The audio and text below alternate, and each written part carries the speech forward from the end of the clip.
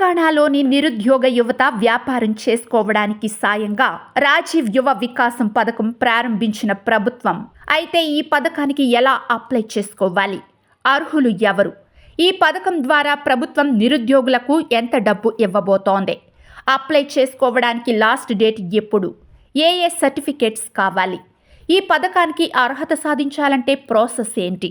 తెలుసుకునే ముందు వీడియోని లైక్ చేసి మా ఛానల్ని సబ్స్క్రైబ్ చేసుకోండి. తెలంగాణలోని అధికార కాంగ్రెస్ ప్రభుత్వం నిరుద్యోగ యువత కోసం రాజీవ్ యువ వికాసం పథకాన్ని ప్రారంభించిన సంగతి తెలిసిందే. రాష్ట్రంలోని ఎస్సీ, ఎస్టీ, బీసీ, మైనార్టీ యువతకు స్వయం ఉపాధి కల్పించేందుకు ప్రభుత్వం ఈ పథకం తీసుకొచ్చింది. ఈ పథకం కింద ఎంపికైన వారికి యూనిట్లను బట్టి 50,000 నుంచి 4 లక్షల వరకు రుణాలను అందజేయనుంది. రాయితీ కింద ఈ రుణాలను ఇవ్వనుంది. ఈ పథకానికి సంబంధించిన పూర్తి విధి విధానాలను కూడా తెలంగాణ రాష్ట్ర ప్రభుత్వం ఇప్పటికే విడుదల చేసింది. అయితే దరఖాస్తు విషయంలో పలువురు కొంత గందరగోళానికి గురవుతున్నారు. ఇన్కమ్ సర్టిఫికేట్ తప్పనిసరి కావాలని కొందరు, అది పొందేందుకు సంబంధిత కార్యాలయాల చుట్టూ తిరుగుతున్నారు. అయితే ఈ క్రమంలోనే రాజీవ్ యువ వికాసం పథకం దరఖాస్తులపై బీసీ కార్పొరేషన్ స్పష్టత ఇచ్చింది.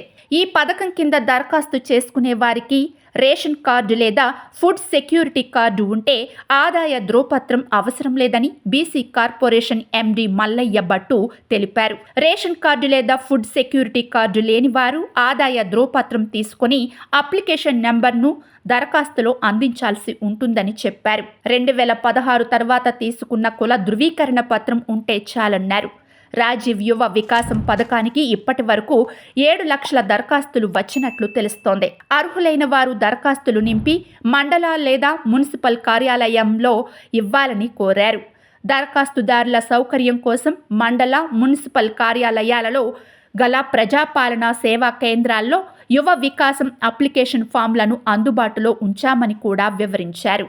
ఇక రాజీవ్ యువ వికాసం పథకం కోసం ఈ నెల 14 వరకు దరఖాస్తు చేసుకోవచ్చు. ఆన్లైన్ దరఖాస్తు ప్రక్రియ ముగిసిన తర్వాత మండల స్థాయి కమిటీలు అర్హుల ఎంపికలు పూర్తి చేసి జిల్లా స్థాయి కమిటీలకు జాబితాను అందజేస్తాయి. జిల్లా స్థాయి కమిటీ ఈ జాబితాలను పరిశీలించి ఎంపిక ప్రక్రియ చేపడతారు. జూన్ 2 నుంచి 9 వరకు రాష్ట్ర వ్యాప్తంగా లబ్ధిదారులకు మంజూరు పత్రాలు జారీ అవుతాయి. ఎంపిక చేసిన లబ్ధిదారుల యూనిట్ విలువ 50,000 రూపాయల లోపు ఉంటే ప్రభుత్వం 100% రాయితీ ఇస్తుంది. అయితే లబ్ధిదారులు ఏ విధమైన సొమ్మును తిరిగి చెల్లించాల్సిన అవసరం ఉండదు.